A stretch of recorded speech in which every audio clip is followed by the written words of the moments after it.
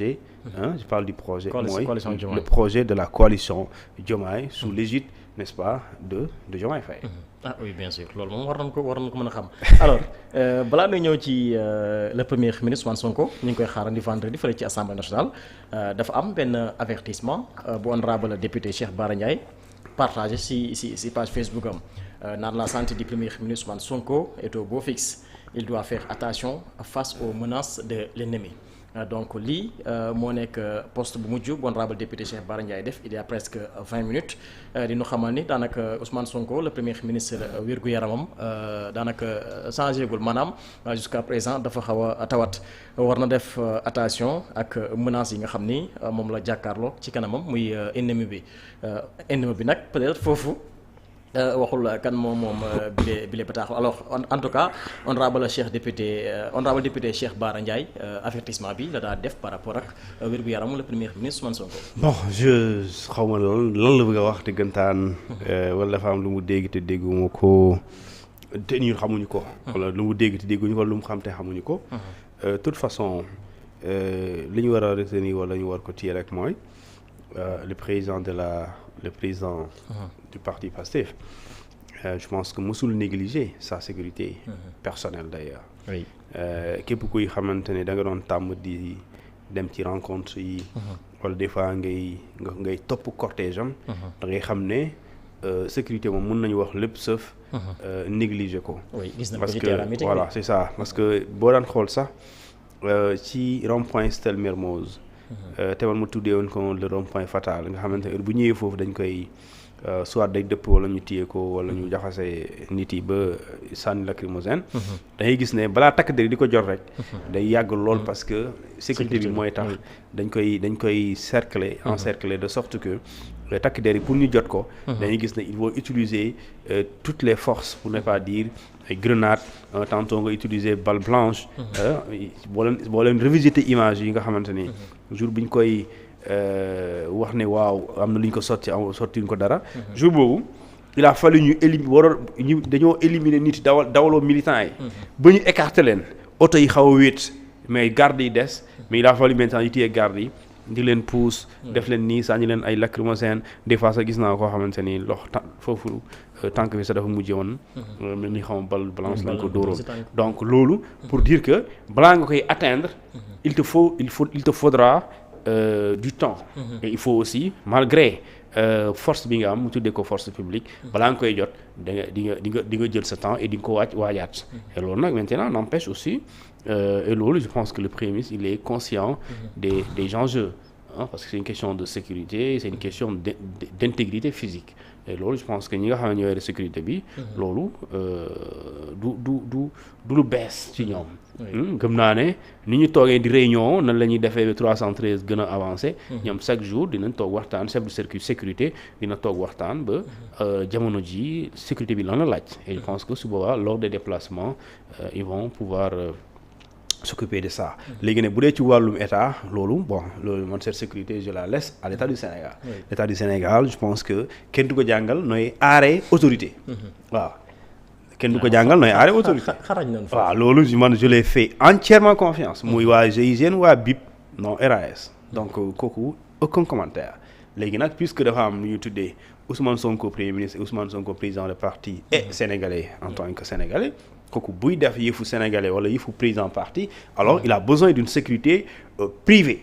Maintenant cette sécurité privée qui n'a rien avec celle de l'État alors ñoom ñi nga xamante ñoom ñuy tuddee ay ñoom limousine ak ñoom waa jooju ñooñu loolu mooy seen liggéey. et su boobaa ñooñu jusque là aussi ñu ngi def seen liggéey. parce que yàlla musal ci cat gisoog moo leen benn yoon publiquement nga gis ne def nañu faute. ci seen doxalin. donc xam nga ne kon mën nañ ko. léegi nag il reviendra de renforcer cette sécurité. et cependant Bara Ndiaye dafay alerter.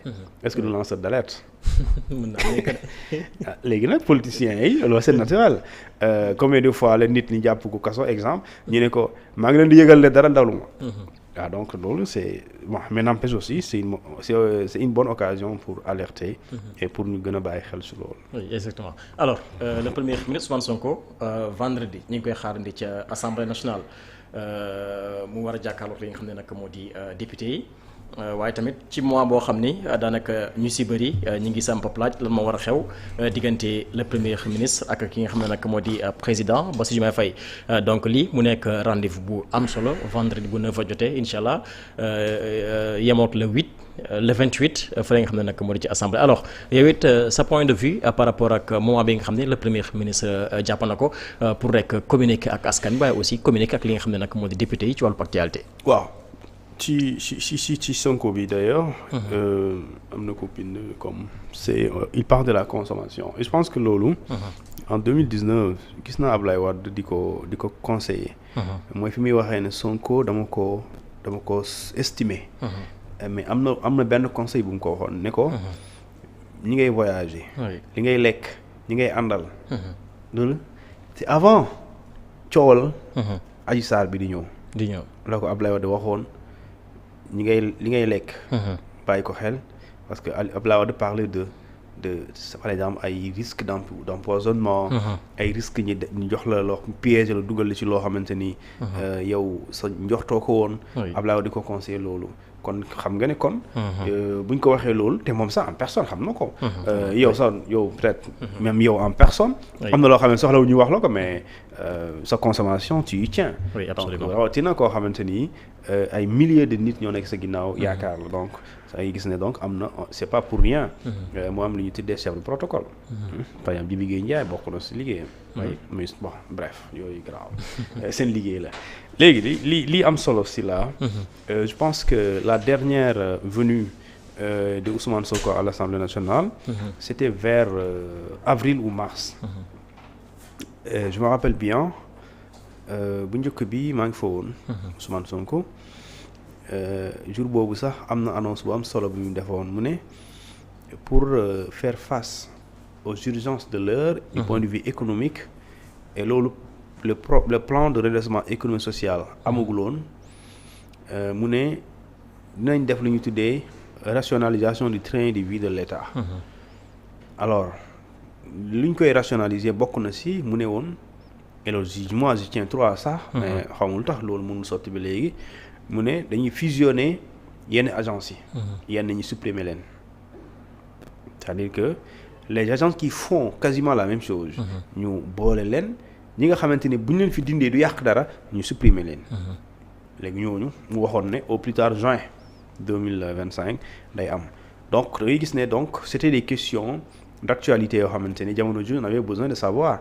fan la nguuru Diomaye jëm c'est-à-dire que ñoom nee na réew mi daa métti mais fu ñu jëm c'est-à-dire que lan la ñuy teg ci table bi alors ils ont parlé de programme de redressement économique et social presque alors ils ont parlé justement de rationalisation du train de vie de l'État ils ont parlé justement de def lu ñu tuddee fexe ba am lu ñu tuddee une économie endogène fexe ba ñu am une économie compétitive performante fexe ba aussi les Sénégalais quand je parle de Sénégal mooy les investisseurs et les industriels ñu nekk ñoo xamante ni ñu mën lañ ñu gën leen dooleel même bu ñu waree génn biti réew nga xamante ni dinañ mën a jàmmaarloo wala quand je dis jàmmaarloo mooy la concurrence internationale yi mën a def face à ça donc jamono ji aussi c'est des questions d'actualité règlement intérieur moom moo ko wax mooy député gouvernement bi ak premier ministre ak gouvernement am mën nañ leen woo ñu dem wuyu ji assemblée nationale taxaw ci kanamu député yi ñu leen di laaj ci questions yoo xamante ni c'est des questions de l'heure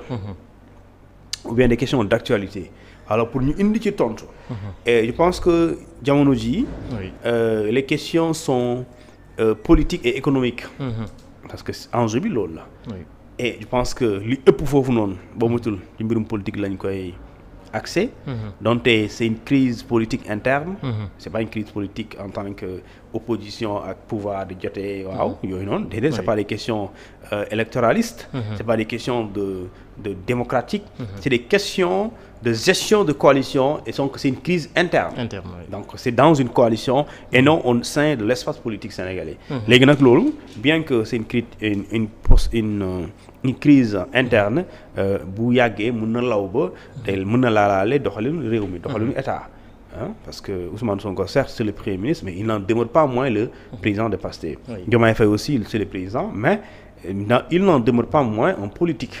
Et derrière lui aussi, il y a des politiques et des politiciens. Oui. Alors, kon jamono ji effectivement c'est des questions de l'heure yu ñu war a aborder, questions d'actualité et yooyu am na ci solo. Mais point de vue économie aussi mooy plan de redressement économique social tey dafa am benn rapport d'exécution trimestrielle bu génn semaine bi passée bientôt mat une semaine, mais ces rapports là dafa am contenu bu mu te def mooy say lu ñu yenu te ñu war ko fay ci ay bor dafa bëri, mais lu ñu yenu aussi ñu war ko fay te du bor mais ay salaire ay charge loo xamante ni wareef la état def ko chaque mois mu war ko def le 28 bii di ñëw le 28 am na ay dizaines de milliards yoo xamante ni état au Sénégal daf ko war a leb lu tax mu leb ko parce que dafa war a fay ay salaire dafa war a fay bor d'abord fay salaire yi def lu ñu tuddee fonctionnement régler yenn urgence yi ay facture ndox ay yenn dépenses de l'État yooyu daf ko war a def, mais aussi nga war a dajale ci li nga am yëpp ci weer bi nga xool lan nga ci mën a def lu ñuy tuddee en termes d'investissement. Quand je parle d'investissement mooy les gros projets ay lu ñu tuddee infrastructure soit économique sociale ou éducative social wala nga def lu ñu tuddee ay investissement yoo xam ne dafay nekk dans le volet kii sanitaire mooy nga créer ay hôpitaux wala tabax ay centres de santé wala ay postes de santé. Léegi nag loolu pour nga am ko tu as besoin de l'argent. Léegi nag kon puisque l'économie dafa xaw a nekk dans une situation un peu compliquée, alors comment est-ce qu'on doit faire pour que mu nekk une économie d'accord stable. Mooy économie bi daa xaw a cóol dafa xaw a demeewul comme ni mu war a demee, nit ñi ñu ngi jàmbat nan la ñuy fexe ba relancer ko. Et là on parle de relance économique. nan la ñuy fexe ba dafa taxaw wala dafa nu muy doxee gënul nañu la ñuy fexe ba mu gën a tourner pour ki nga xamante ne dafa doon jàmbat ndax ñàkk xaalis la liggéeyam ñàkk dox na ñoom état bi ñoom gouvernement bi lan lañ fas yéene teg ci table pour corriger maanaam lan yan mooy doon les mesures d'urgence pour pouvoir faire face à ces urgences de l'heure. Parce que économie dañ ko war a indi dañ ci war a indi saafara. Politique dañ ci war a indi saafara. ci wàllum justice dañ ci war a indi saafara. te gëm naa ne bu premier ministre demee Assemblée nationale. question de justice aussi dina fi tegu. dinañ leen xaw ma député li ñuy wax.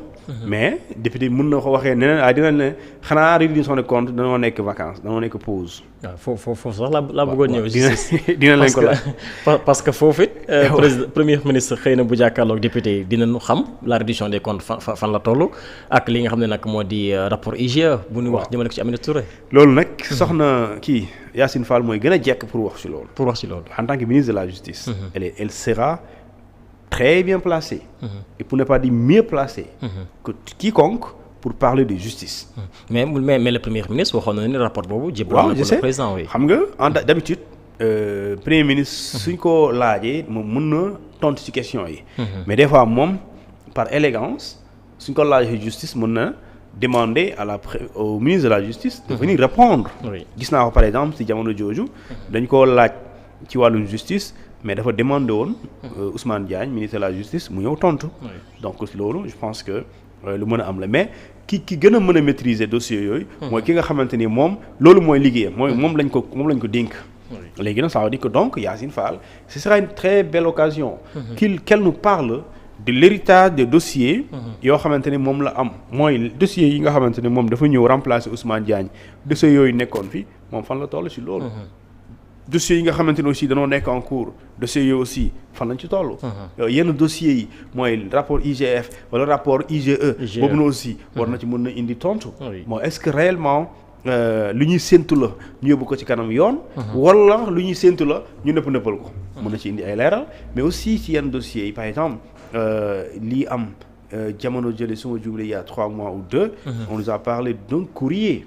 bi jógee ci ministre procureur général. war a dem ci procureur de la République pour ñu diligenter. les affaires politiques yi am yi am. mbirum torture manifestation mars 2021 mars 2021 2024 te mu am torture traitement inhumain dégradant cruel. mais dossiers yooyu fu mu toll. gis nañu ne woo nañ ci Pape Abdoulaye Touré. woo ci benn nit ku ñu accusé mais finalement am na ñeneen certainement. mais fan la toll. fan la toll parce que tey dafa am ay question yu Sénégalais di poser. mooy c'est une question de lenteur et cette question de lenteur concrètement su amee lan moo koy justifier. c'est-à-dire que pourquoi pour certains dossiers dans le traitement c'est tellement lent. et pour certains dossiers dans le traitement c'est de la célérité mooy dafay gaaw donc lan mooy expliquer loolu parce qu'on a vu le président de l'Union des magistrats du Sénégal ñëw pour expliquer pourquoi des fois mu yéex. mais d'accord bu amee insuffisance d'abord magistrat mën na justifier yéexaay bi. mais insuffisance de magistrat déficit bi amoon na fi et pourtant amoon na dossier yoo xamante ne doon gaaw. léegi après politique loolu noo koy comprendre c'est-à-dire que nit ñi avocats yi magistrats yi bëriwuñ certes. mais ci yenn dossiers yi même bu dee bëriwuñ da ngay gis ne c'est un dossier boo xamante day concerne ay acteurs politiques peut-être je sais pas si il dérange ou pas mais dans le traitement dafay gaaw lool. mais et pourtant dossiers yooyu am na yoo xamante ne dossiers yu leen jiitu yu existé il y a 10 ans. est-ce que xam nga il y a des Sénégalais qui sont en prison mosuñu leen déglu. tëj nañ leen kaso. ñu nekk en détention provisoire. la ñu tëdd ëpp na 5 ans te kenn déglu leen. ça c'est vrai. waaw léegi am dossier yoo xamante ne démb la lay am. dossier boobu la ñuy traité ñu pare. mu dem mu dem première instance. mu dem première cour d'appel. waaw mu dem cour suprême ñu àtte ko bu rawaat dara si am si te am na yoo xamante ni existe na il y a plus de 3 mois. donc lan mooy expliquer loolu en réalité dañ ko war a traité par ordre d'arrivée. donc dossier mënul ñëw tey nga ñëw sukk si bàyyi dossier bi existé il y a 2 semaines wala dossier existé il y a 3 ans ou 2 mois. su dee farata kay yooyu moo gën a nekk farata. parce que kooku mu ngi ci kaso depuis 2 ans te xamul fu muy mujjee. kii tey la am nga préféré jël kii. léegi au nom de quoi justement bon peut-être. mais du ñàkk tamit député yi dinañ ko interpeller ci kaw docteur Abdourahmane Diouf. certainement. par rapport ak. audit bi fan la toll. est-ce que audit am na. loolu je pense que premier ministre mooy gën a jekk pour tontu loolu aussi. question bi mooy dégg nañ la nga ne am na benn si ñun. ki si say jëwriñ voilà. te mi ngi nii toog. waaw moom dina xam naa question bi dina am yow yaa ne dañ koo tudd ci ay mbir. mbir yooyu dégg nañ ay 45 milliards la. waaw léegi moom fan la mu toll est-ce que président wala.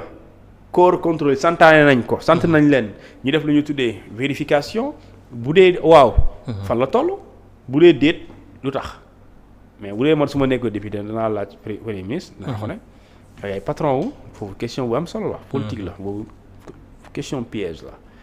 danaa ko ne kii yow yaay patron parce que yow yaay premier ministre moom ministre la da ngeen njort ne am na surfacturation. ma jàppoon ne su amee surfacturation da ngeen ko war a def da ngeen ko war a suspendre. lu tax ngeen di yóbbu ko fa. oui léegi dinaa ko ne loolu laa koy laaj. léegi su boobaa danaa ko yóbbu fële pour vérifier. waaw mun na nekk pour vérifier wala mu ne ma ne ko wala yow biñ ko yóbbu foofu d'accord nga wala d'accord woon. léegi foofu la xam la question bi mooy est-ce que yow bu ñu ko bëggee reconduire. est-ce que d'accord nga en tant que premier ministre parce que le premier ministre peut s'opposer. mais si président le veut. loolu président lu wax mooy am. léegi est-ce que yow bi ñu ko waree reconduire. da nga bañ malgré sa bañ en tant que premier ministre. président bi reconduire ko ça c'est une question et su boobaa di nga mën a comprendre politiquement. lii am nii nga mën ko comprendre. léegi su boobaa aussi su la waxee waaw la ni extra di nga xam ne Abdourahmane Diouf kenn mënu ko dàq ci lii comprendre nga. waaw li may question dina nekk rendez-vous pour. waaw prendre ses responsabilités.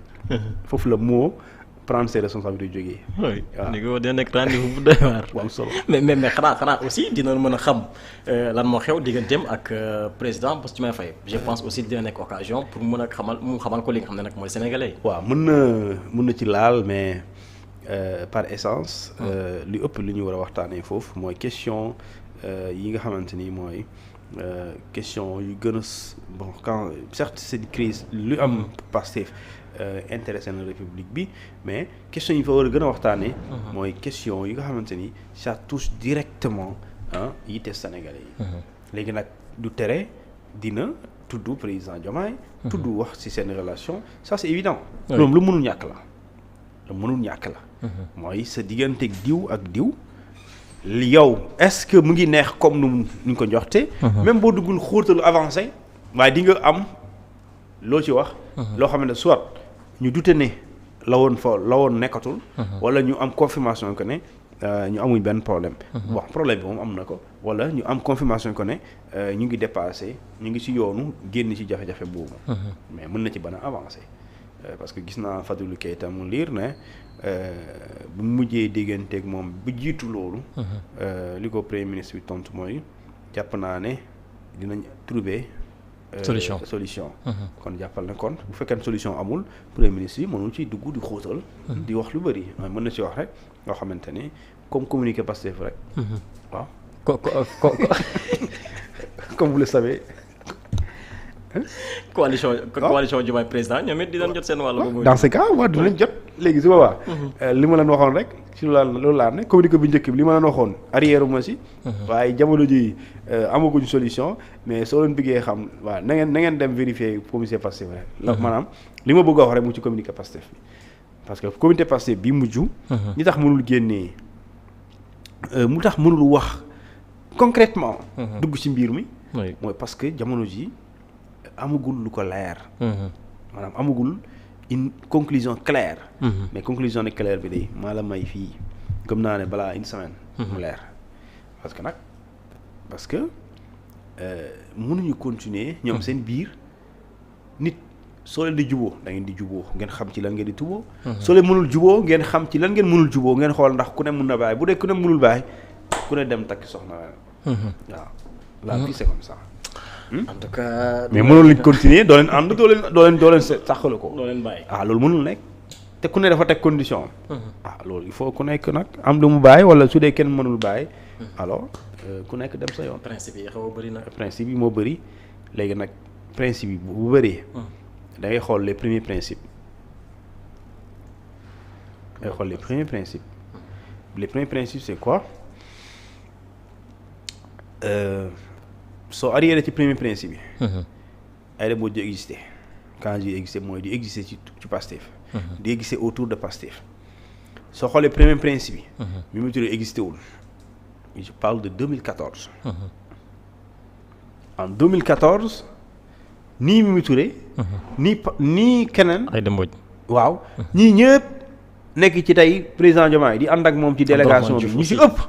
kenn existé wul. quand je dis existé wul mooy ci Pastef moom kenn xamul leen fa.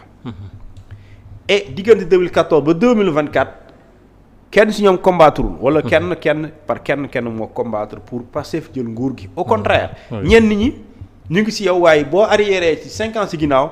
dañ la doon combattre yow. loolu rek yow war na mën a tax yow nga éviter séparé wu ak ki nga doon ànd ak démb. bu méttee te yow léegi ki nga bëgg a àndal kooku daaw wala il y a 5 ans kooku moo doon xeex.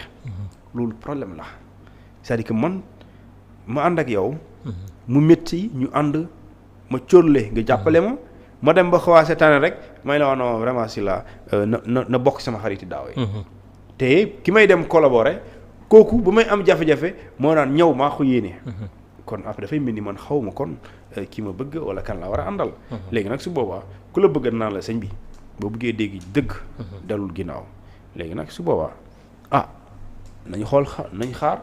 en tout cas gëm naa ne mbir mi moom position léegi tey nga xam position bu claire bu Pastef.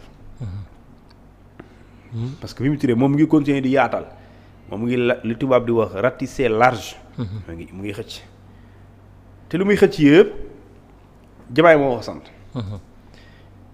te bu paree tey rek gis naa benn maire boo xamante ne ndeysaan. c'est maire boobu Macky Sall la. Macky Sall. wallaahi maire boobu mosuma xalaat ne. maire la mais na politique baaxul sëñ bi. politique baax na mais nit ñi lu ñuy defee politique non baaxul. dafa salte. mais t'imagines. il a été avec Macky Sall 2012 ba 2000 ba. 2024 le jour bi Macky Sall. ñàkkee nguur gi ba Amadou Ba ñàkkee. ba jour boobu. mu continuer parce que dañ ko nommé woon PCA. mu continuer nekk ci poste PCA bi ko Macky Sall nommé woon après Diomaye dem ba avril. ba mai su ma jumlee juin xaw ma 2024 bi ci lañ ko remplacer. léegi ci Diomaye bii. profité na si occasion bi gis naa ko sànq muy félicité Mimi Touré. nee na je félicite su ma sañu su nekkuloon kii données personnelles fii daa koy lire non données personnelles la damay bañ lire ko fii. moom félicité na nit ñi.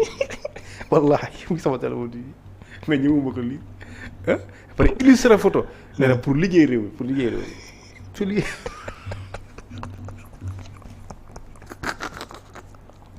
sañ ma ko lire. li nga wax keroog rek moo si nekk recyclage dëgg mooy. recyclage la c'est-à-dire que c'est de la résurrection d'ailleurs si la dekkilaat. dekkilaat loolu moo fi am léegi nag imagine léegi loolu. ça veut dire que kon Diomaye moom. ki ma la mujjee wax ni par exemple. moom ak keneen ku mel ni moom. bu doon sotti na Amadou Ba mooy falu parce que Amadou Ba lañ doon àndal. oui. d'accord. kon kooku bu la yéene woon nga yow nga jiite réew mi. est-ce que konoon lu mu toppee Amadou Ba est-ce que yow lay topp su boobaa. yow lay topp moom oui. bu la gëmoon est-ce que dina topp Amadou Ba mais di ko topp parce que gëmul la woon politique parce que gëmul ne woon yow donte xam na ne am nga doole xam na ko de. xam na ne appareil politique bi nga am di Pastef moo la gën a xam ne am nga doole. mais moom malgré cela il préfère son leader. mu préfère ko te bàyyiwu ko ndax yow mais tey xam na ne cóol na. bàyyi na ko topp na la te kooku bu amoon principe yu dëgër. moo du bàyyi leader am boobu pour ñëwaat ci yow kon li ko indi ci yow lan la. loolu yomb na li ko indi ci yow lan la. Maître Moussa Diop moom it déclaré ren démb mi ngi coalition Diomaye président Maître Moussa Diop